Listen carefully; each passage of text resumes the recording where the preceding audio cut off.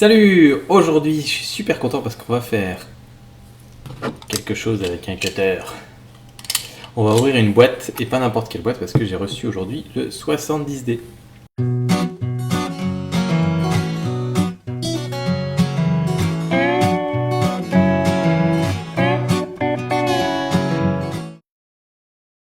Alors tout d'abord, avant d'ouvrir la boîte, je voulais vous remercier tous parce que c'est vraiment grâce à vous que ce genre de choses peut arriver dans ma boîte aux lettres.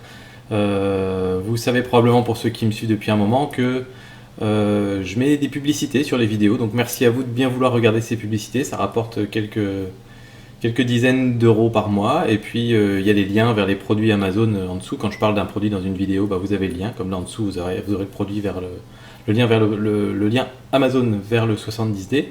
Et si vous commandez ce produit sur Amazon, qui est généralement un des sites les moins chers, via mon lien, ou si vous commandez même d'autres produits par la suite, mais en étant passé par ce lien d'abord, je touche un petit pourcentage et ça s'accumule mois après mois, et puis au bout d'un moment, je peux m'acheter un petit peu de matériel photo et vous faire des reviews, et puis voilà, qu'on puisse en discuter, et puis finalement ça profite à tout le monde, quoi.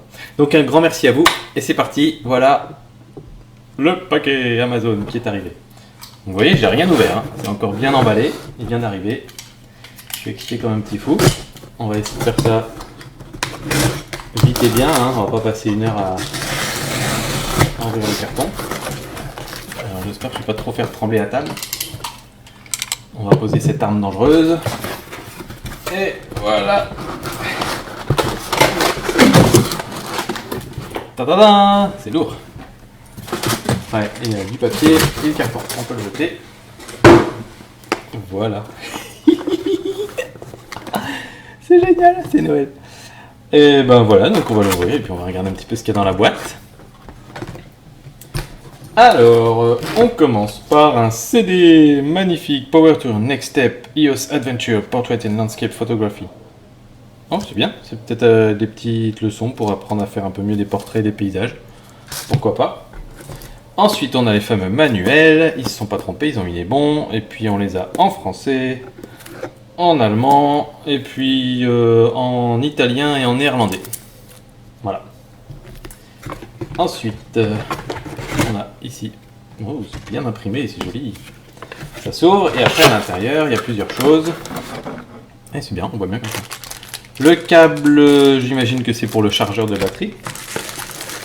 Ici, on a la partie la plus importante, on va se la réserver pour après. Là-dedans, on a le câble USB, très bien. Le chargeur de batterie. Ça peut valoir le coup qu'on se penche dessus.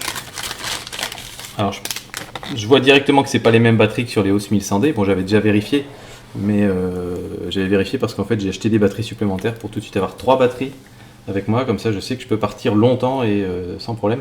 Et ici un témoin de charge 0, 50, 75, 100%, donc c'est pas mal pour savoir à quel niveau la batterie est chargée. Même peut-être pour vérifier l'état de la batterie avant de partir, même si on n'a pas le temps de charger. Là j'ai une batterie, voilà.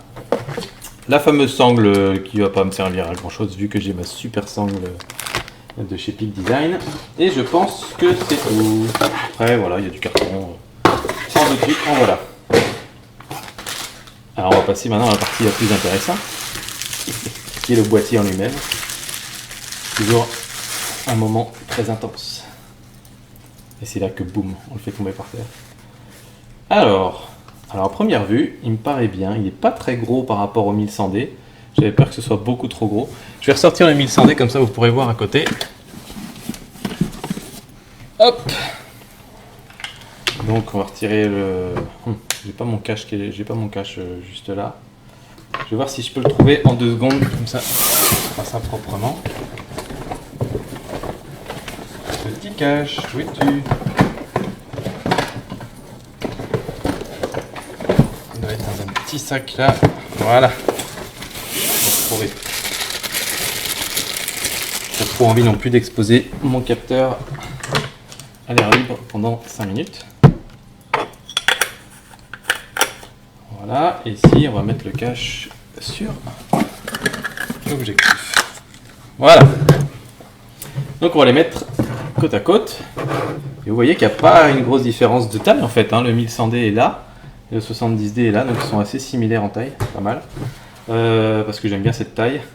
Ici on a un vrai grip. En fait je vais pas faire tout le comparatif maintenant, c'est peut-être pas la peine, là c'est juste un petit déballage. On fera des vidéos bien plus détaillées par la suite. Juste pour vous montrer vite fait, on a un petit écran ici qui affiche des informations.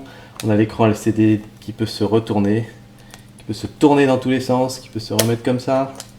Donc c'est bien parce qu'on peut le fermer comme ça pour le protéger quand on voyage, pour pas le rayer et tout ça. Et surtout, on peut prendre des photos au ras du sol ou des photos en hauteur et puis ne pas avoir à soi-même s'allonger par terre et tout ça. Donc c'est vraiment pas mal.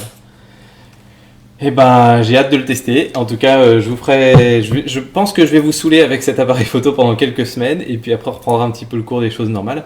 D'ici là, moi je vous dis à très bientôt et puis je m'en vais jouer avec mon nouveau joujou tout de suite. Allez, ciao!